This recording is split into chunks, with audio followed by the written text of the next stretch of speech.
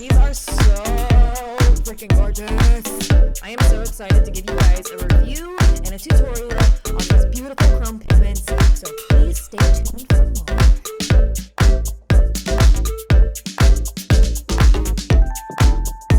Hello YouTube! Today on my channel I'm going to be doing a review and brief tutorial of these Juanita nail art pigments. If you like nail art and you're interested in seeing exactly how to apply these and the difference between the two types of pigments, then please stay tuned for more.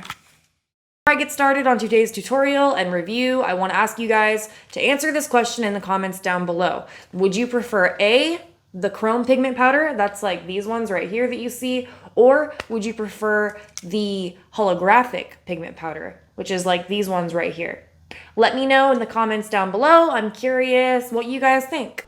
So the first step that you're going to take is get your nails out, or your client's nails, whatever nails you're using. Apply a base coat, and then on top of the base coat, you're just going to get your finest black gel polish and apply a nice even coat. It might take 2 coats depending on the brand. And then go ahead and cure that under your lamp.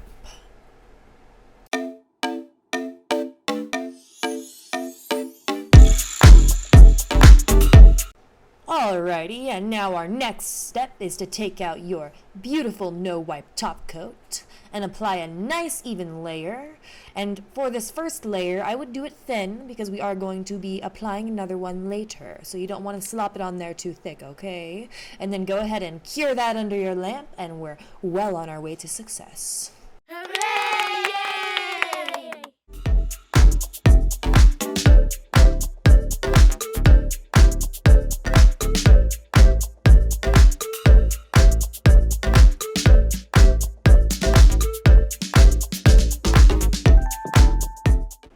Okay, it's important for you guys to know that the products that are on the left here are the Holo powders, and for those you're going to use either the brush or the silicone tool, preferably the silicone tool, and the ones on the right you're going to use only the brush.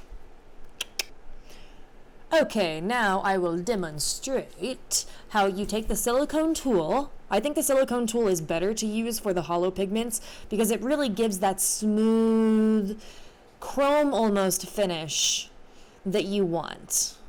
You can use the powder, but it's not going to be as slick as if you use the silicone tool, which is why I said you can use both. Whereas for the chrome pigments, you can't really use the silicone tool. You'll know what I mean if you try and do it. It kind of gets stuck in place as you're trying to place the powder on the nail.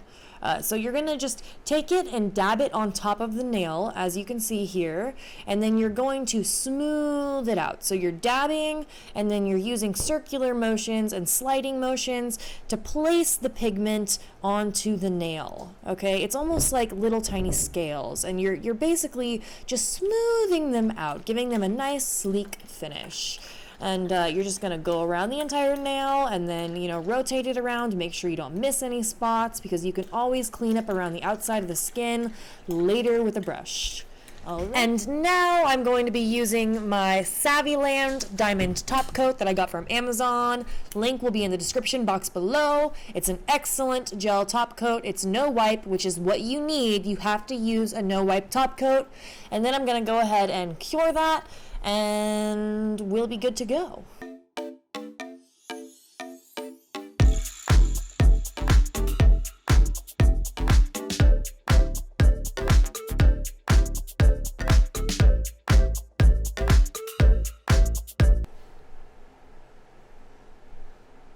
Okay, and then after we are done with that, I'm moving on to the chrome pigment. And this one's pretty easy. There really is no technique to it. You're just going to take your brush, lightly dip it in the chrome pigment, and then apply it to the nail in a patting motion, and then smooth it out. And then after that, you're once again going to take your clear top coat and put it on top and cure it, and And then here, once again, I'm going to go ahead and show you what the finished results look like after you top coat and cure, and bada bing, bada boom, bada bang. It's banging. Okay, so my overall thoughts on these pigments are pretty simple and straightforward. I think that the price is really great. I think that they apply really easily. I like the fact that you get two different kinds of pigments, so you get variety.